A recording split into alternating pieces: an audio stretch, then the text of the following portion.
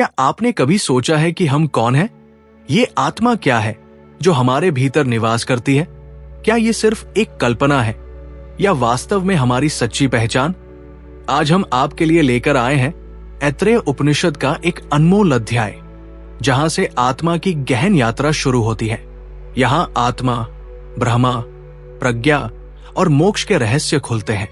ये वीडियो आपके लिए एक आध्यात्मिक संदेश, वेदांत का सार और प्राचीन संस्कृत शास्त्रों का समृद्ध खजाना लेकर आया है। यह आपको स्वयं की खोज, आत्मिक जागरूकता और अद्वैत वेदांत की गहराइयों में ले जाएगा। इस यात्रा में हम आत्मा की अमरता और उसकी अनंतता, ब्रह्मा के साथ आत्मा का अविच्छेद्य संबंध और मोक्ष की प्राप्ति का मार्ग समझेंगे।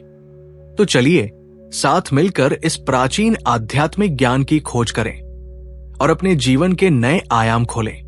अगर आप भी वेदांत, उपनिषद, आध्यात्मिक ज्ञान, संस्कृत दर्शन और मोक्ष के सच्चे साधक हैं, तो इस वीडियो को अंत तक देखें, लाइक करें, शेयर करें और हमारे चैनल को सब्सक्राइब करें। आइए आत्मा के इस अनमोल सफर की शुरुआत करें, क्योंकि ज्ञान ही है सबसे बड़ा प्रकाश।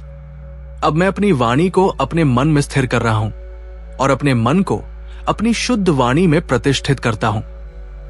हे दिव्य ज्ञान, तू मेरे भीतर पूर्ण रूप से प्रकट हो, ऐसे जैसे ब्रह्मा ज्ञान की ज्योति मेरे अंतर में प्रज्वलित हो रही हो।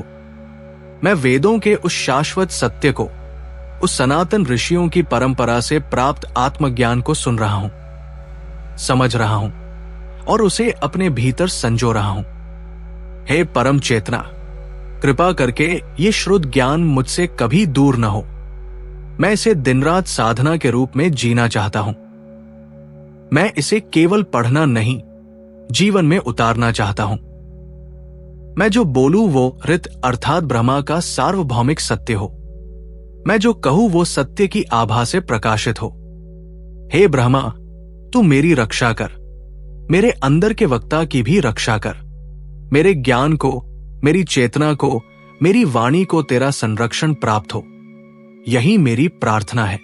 ऋग्वेदीय ऐत्रेय उपनिषद प्रथम खंड। जब कुछ भी नहीं था, न कोई नाम था, न रूप, न सृष्टि का कोई संकेत, उस समय केवल आत्मा ही था। वही एकमात्र सत्ता रूप में विद्यमान था। न कोई अन्य तत्व था, न कोई दृश्य, न कोई ध्वनि।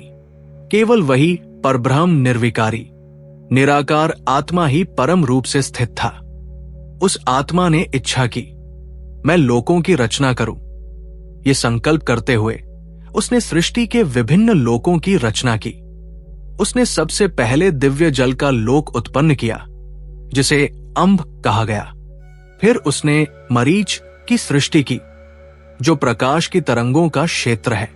उसके पश्चात मर्म नामक लोक उत्पन्न किया, जो जल, वायु और प्रकाश से युक्त है। फिर उसने नीचे की ओर जल से भरे क्षेत्र की रचना की, जिसे अप कहा गया।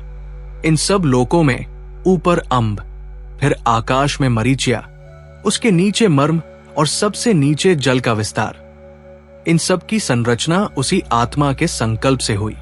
इसके बाद आत्मा ने विचार किया, अब इन लोकों के लिए पालक चाहिए, एक पुरुष की आवश्यकता है। तब उसने जल से एक पुरुष को उत्पन्न किया। उस पुरुष को उसने चेतना प्रदान की, उसे मूर्छा दी अर्थात जीवन शक्ति दी, जिससे वो सजीव हुआ। फिर वो पुरुष तप्त हुआ, उसके भीतर तेज उत्पन्न हुआ। इस तपस्या के परिणाम स्वरूप उसकी देह के विभिन्न अंग प्रकट होने लगे। सबसे पहले उसका मुख प्रकट हुआ। मुख से वाणी निकली, वाणी से अग्नि की उत्पत्ति हुई। फिर नासिका प्रकट हुई और नासिका से प्राण निकला। प्राण से वायु का जन्म हुआ। इसके बाद नेत्र प्रकट हुए और नेत्रों से दृष्टि की शक्ति उत्पन्न हुई। दृष्टि से सूर्य उत्पन्न हुआ। फिर कर्ण प्रकट हुए और उनसे श्रवण शक्ति उत्पन्न हुई। श्रवण से दिशाओं का ज्ञान हुआ। त्वचा प्रकट हुई। त्वचा से रोम उत्पन्न हुए। रोमों से औषधियां और वनस्पतियां उत्पन्न हुई। फिर हृदय प्रकट हुआ। हृदय से मन उत्पन्न हुआ। मन से चंद्रमा की उत्पत्ति हुई। फिर नाभि प्रकट हुई, नाभि से अपान वायु उत्पन्न हुई, अपान से मृत्यु तत्व की रचना हुई। फिर शिश्न प्रकट हुआ, जिससे वीर्य की उत्पत्ति हुई, वीर्य से जल की धाराएं उत्पन्न हुई। इस प्रकार उस परमात्मा ने संकल्प मात्र से सृष्टि की रचना की। उसने लोकों को रचा, उनके पालकों की उत्पत्ति की और फिर जीव रूप में आत्मा को देह के भीतर प्रतिष्ठित किया। समस्त इंद्रिया, समस्त देवता, समस्त तत्व उसी एक आत्मा की इच्छा और शक्ति से प्रकट हुए। ऋग्वेदीय ऐत्रेय उपनिषद द्वितीय खंड। जब उन सभी देवताओं की सृष्टि हो चुकी और उन्हें शरीर में स्थापित कर दिया गया, तब वे इस विशाल सागर रूप संसार में प्रवेश कर गए। परंतु वहां उन्हें एक गहन समस्या का अनुभव हुआ। भूख और प्यास ने उन्हें घेर लिया। इन दोनों, भूख और प्यास ने देवताओं को जकड़ लिया, जिससे उनकी चेतना व्याकुल हो उठी। तब सभी देवताओं ने उस परमात्मा से प्रार्थना की, हमें ऐसा आधार, ऐसा आवास, ऐसा स्थान प्रदान करो जहां हम स्थिर हो सकें, जहां हम अन्न प्राप्त कर सकें, जहां हम रहकर जीवन का पोषण कर सकें। तब उन्होंने सबसे पहले एक गाय, गौमाता का निर्माण किया और उसमें प्रवेश करना चाहा, परंतु उन्होंने अनुभव किया ये हमारे लिए पर्याप्त नहीं है। फिर उन्होंने एक घोड़े का निर्माण किया और उसमें भी प्रवेश करना चाहा, परंतु उन्होंने फिर कहा यह भी हमारे लिए पर्याप्त नहीं है। अंत में उन्होंने एक पुरुष, मनुष्य की रचना की। जब उन्होंने उसे देखा तो कहा यह उत्तम है, यह रचना वास्तव में श्रेष्ठ है, क्योंकि मनुष्य ही सर्वश्रेष्ठ कर्मशील जीव है। मनुष्य का शरीर ही ऐसा है जिसमें सब देवताओं का वास संभव हो। फिर परमात्मा ने देवताओं से कहा, जैसे अन्न किसी पात्र में डाला जाता है, वैसे ही तुम सब इस शरीर में प्रवेश करो। तब प्रत्येक देवता ने मानव देह के विशेष भागों में प्रवेश किया।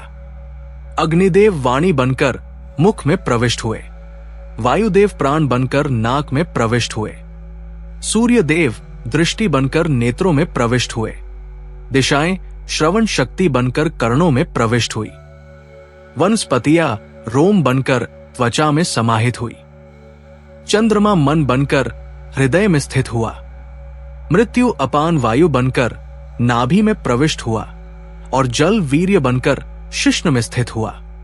इस प्रकार समस्त देवताओं ने मानव शरीर को अपना आश्रय बना लिया। इसके बाद भूख और प्यास ने भी उसी पुरुष से कहा, हमें भी इस शरीर में स्थान दो, हमें भी जीवन का अनुभव कराओ। तब परमात्मा ने उत्तर दिया, मैं तुम दोनों को भी इन्हीं देवताओं में समाहित कर देता हूं। तुम दोनों को भी भाग दूंगा। जहां कई देवताओं का आह्वान होगा, वहां तुम भी भागिनी बनकर उपस्थित रहोगे। इसी कारण से जब भी किसी देवता को यज्ञ में हविष्य अर्पित किया जाता है, तो उसके साथ ही भूख और प्यास भी उस यज्ञ में भागी होती है। यानी जहां देवता उपस्थित, वहां भूख प्यास की भी उपस्थिति होती है। ऋग्वेदीय ऐत्रेय उपनिषद तृतीय खंड। जब परमात्मा, जो स्वयं ब्रह्मा है, ने इस संपूर्ण सृष्टि को देखा, तो उसने अपने अंदर के आत्मा से कहा, मैं सब लोकों और उनके लोकपालों का सृजन करता हूं। ये सारा संसार, इस भौतिक और आध्यात्मिक जगत का आधार अन्न या जीवन का पोषण है। ये अन्न केवल भोजन नहीं, बल्कि वो अमृत है जिससे जीवन और चेतना का संचार होता है। ये अमृत जल से उत्पन्न हुआ है, क्योंकि जल ही जीवन का मूल स्रोत है। जल से आकाश, दिव्य आकाश मंडल, पृथ्वी, वायु, अग्नि और अन्य प्राकृतिक तत्व उत्पन्न हुए। यहां हम समझते हैं कि लोकों का सृजन सिर्फ भौतिक स्तर पर नहीं, बल्कि आध्यात्मिक स्तर पर भी हुआ है। प्रत्येक जीव, प्रत्येक तत्व इसी आत्मिक अन्न से जुड़ा हुआ है। फिर भी ये जानना आवश्यक है कि वो आत्मिक अन्न कैसे ग्रहण किया जाता है। क्या इसे हम अपनी वाणी, वाच से पा सकते हैं? क्या प्राण, श्वास से? क्या आंखों, कानों, मन से या स्पर्श से ग्रहण किया जा सकता है? जैसे अंडे के खोल को तोड़कर अंदर का जीवन बाहर आता है, वैसे ही मनुष्य के मुख से वाणी निकलती है, लेकिन वो वाणी उस अन्न को पूर्ण रूप से ग्रहण नहीं कर पाती। इसी तरह प्राण नासिकाओं के माध्यम से प्रवेश करता है, लेकिन फिर भी वो आत्मिक अन्न पूर्ण रूप से पकड़ में नहीं आता। आंखें दृष्टि प्रदान करती है, लेकिन वे भी उस अमर अन्न को पूर्ण रूप से देखने में असमर्थ है। कान सुनते हैं, त्वचा स्पर्श को महसूस करती है और मन चिंतन करता है, परंतु कोई भी इंद्रिय पूर्णता से उस दिव्य अन्न को ग्रहण नहीं कर पाता। यहां तक कि मनुष्य अपने यौन से भी उस अमृत अन्न को ग्रहण नहीं कर पाता। फिर प्रश्न उठता है कि वो अन्न कैसे ग्रहण किया जाता है? उत्तर है प्राण अर्थात श्वास या जीवन शक्ति के द्वारा। वायु जो प्राण का रूप है, वही उस दिव्य अन्न को ग्रहण कर सकता है। इसलिए श्वास और जीवन शक्ति का ज्ञान आध्यात्मिक उन्नति और आत्म साक्षात्कार के लिए अत्यंत महत्वपूर्ण है। जब मनुष्य इस रहस्य को जानने की कोशिश करता है, तो वो पूछता है, क्या वाणी द्वारा, प्राण द्वारा, दृष्टि, श्रवण, स्पर्श, मन द्वारा या कुछ और माध्यम से? ये एक गहरा आध्यात्मिक प्रश्न है जो हमारे अस्तित्व के मूल को समझने में मदद करता है। परम पुरुष जो ब्रह्मा के समान है, वही इस सृष्टि का आधार है। इन्हीं कारणों से उसे इंद्र नाम दिया गया है, जो देवताओं का प्रमुख और प्रिय है। इंद्र जो परोक्ष रूप से सभी देवताओं को नियंत्रित करता है और उनका संचालन करता है। ये अध्याय हमें ये सिखाता है कि जीवन, आत्मा, प्राण और ब्रह्मा की वास्तविकता केवल एक गूढ़ आध्यात्मिक दृष्टिकोण से ही समझी जा सकती है। हमारा ये संसार, ये जीवन और हमारा अस्तित्व इसी ब्रह्मा से उत्पन्न है। ऋग्वेदीय ऐत्रेय उपनिषद चतुर्थ खंड। पुरुष अर्थात आत्मा ये सृष्टि का आदि प्रारंभ है, जिसने संपूर्ण ब्रह्मांड की उत्पत्ति की नींव रखी। ये शाश्वत आत्मा गर्भ में प्रवेश करती है और उसी गर्भ में प्रथम जीवन का प्रारंभ होता है। गर्भ में ये तेजस्वी ऊर्जा शरीर के सभी अंगों में फैलती है, जिससे जीवन की संपूर्ण प्रक्रिया आरंभ होती है। यही तेज से स्त्री गर्भ धारण करती है और जीवन का सृजन होता है। इसे प्रथम जन्म कहा जाता है। गर्भ में आत्मा न केवल अपने आप को सुरक्षित रखती है, बल्कि वो अमर है, नष्ट नहीं होती। आत्मा की ये अमरता और शाश्वत स्वरूप इसे जन्म मृत्यु के चक्र से परे स्थित बताती है। गर्भ धारण करने वाली स्त्री इस आत्मा को अपने अंगों के समान संभालती है, क्योंकि आत्मा न तो नष्ट होती है, न ही कमजोर पड़ती है। इसीलिए कहा गया है कि आत्मा न हिंसती, अर्थात आत्मा कभी क्षीण नहीं होती। स्त्री गर्भ को अपने भीतर संजोती है और उस गर्भ में पलने वाला शिशु, जिसे प्रथम कुमार कहा गया है, जन्म लेता है। ये प्रथम कुमार जन्म, जीवन और मृत्यु के अनंत चक्र की शुरुआत करता है। यही आत्मा पुनर्जन्म के पथ पर अग्रसर होती है, जो कर्मों के अनुसार नए शरीर में पुनः प्रवेश करती है। ये आत्मा पुण्य और पाप कर्मों के अनुसार फल प्राप्त करती है। जैसे जैसे पुण्य कर्म समाप्त होते हैं, आत्मा शरीर को त्याग कर फिर नए जीवन रूप में जन्म लेती है। इस प्रकार जन्म मृत्यु चक्र चलता रहता है, जिसे सांसारिक बंधन भी कहा गया है। ऋषि मुनियों ने वेदों में स्पष्ट कहा है कि गर्भ में ही जीवन का मूल वास होता है। इसी गर्भ से देवताओं का जन्म होता है। वे हजारों वर्षों तक इस गर्भ में वास करते हैं और फिर नया जीवन उत्पन्न करते हैं। इसीलिए वेदों में गर्भ को अत्यंत पवित्र और सृष्टि का केंद्र माना गया है। जो व्यक्ति कर्म योग और वेदांत दर्शन द्वारा इस सांसारिक बंधन से ऊपर उठकर आत्मा की शाश्वत पहचान करता है, वो स्वर्ग लोक को प्राप्त करता है। स्वर्ग लोक वह स्थान है जहां आत्मा अपनी सभी इच्छाओं को पूर्ण करती है और अमरता, मोक्ष का अनुभव करती है। ये आध्यात्मिक जागरण का सर्वोच्च लक्ष्य है।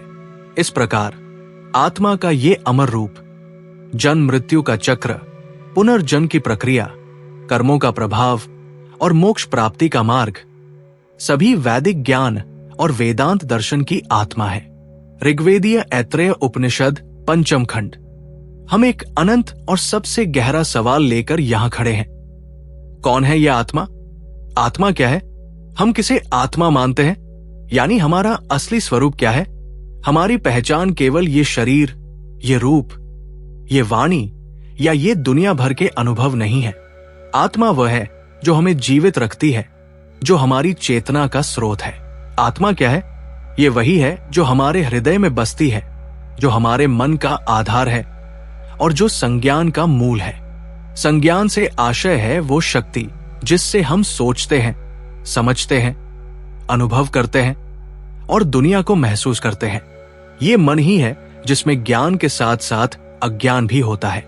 आत्मा में ही मेधा, बुद्धि, दृष्टि, देखने की शक्ति, धृति, धैर्य, मति, विचार, मनीषा, समझ, स्मृति, याददाश्त, संकल्प, इच्छा, काम, कामना और शक्ति जैसी सभी मानसिक शक्तियां और गुण समाहित है।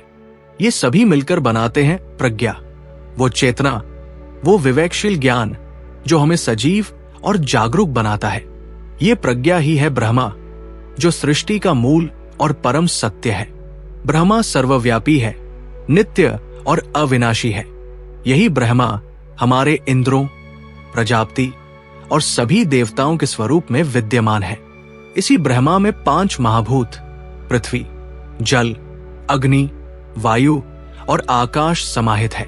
सभी जीव, प्राणी, वनस्पति, स्थावर, स्थिर और जंगम गतिशील वस्तुएं इसी प्रज्ञा के प्रभाव से जीवित है। ये पदार्थ जन्म लेते हैं, बढ़ते हैं और फिर नष्ट होते हैं। ये सृष्टि का चक्र है और इस पूरे चक्र की निगरानी करने वाली चेतना वही आत्मा है, जो सब कुछ देखती है, सुनती है, अनुभव करती है और समझती है। जो व्यक्ति इस प्रज्ञा को पूरी तरह समझकर अपने अंदर आत्मसात कर लेता है, वो संसार के जन्म और मृत्यु के चक्र से ऊपर उठ जाता है। वो स्वर्ग लोक की प्राप्ति करता है, जहां उसकी सभी इच्छाएं पूरी होती है और वो अमृतत्व, शाश्वत जीवन को प्राप्त करता है। यही है मोक्ष, जिसमें आत्मा जन्म मरण के बंधनों से मुक्त हो जाती है और परम शांति तथा आनंद की स्थिति में प्रवेश करती है। इसलिए आत्मा कोई शरीर नहीं, कोई नश्वर वस्तु नहीं, बल्कि वो शाश्वत चेतना और ब्रह्मा का अविच्छेद्य स्वरूप है। इसे समझना और अनुभव करना ही मानव जीवन का परम उद्देश्य और सच्चा आध्यात्मिक ज्ञान है। इस दिव्य ज्ञान की गहराइयों में उतरकर हमने जाना कि आत्मा क्या है, उसकी शाश्वत प्रकृति कैसी है और कैसे वो ब्रह्मा, प्रज्ञा और मोक्ष से जुड़ी है। ये उपनिषद का महान संदेश हमें हमारी असली पहचान, आत्म प्रकृति और आध्यात्मिक जागरण की ओर मार्गदर्शन करता है। अगर आप भी वेदांत, आत्मज्ञान, अद्वैत वेदांत, संस्कृत शास्त्रों और प्राचीन उपनिषदों के इस अमूल्य खजाने को समझना चाहते हैं, तो इस वीडियो को लाइक करें, शेयर करें और हमारे चैनल को सब्सक्राइब करना न भूलें। अपने दोस्तों और परिवार के साथ इस ज्ञान को साझा करें, ताकि वे भी आत्मा के इस रहस्य को जान सकें और आध्यात्मिक विकास की ओर कदम बढ़ा सकें। आपके प्रश्न और सुझाव कमेंट में जरूर लिखें। मैं हर एक का उत्तर देने का प्रयास करूंगा। ध्यान रखें, ये यात्रा केवल जानकारी की नहीं, बल्कि स्वयं की खोज, आत्म प्राप्ति और मोक्ष की ओर है।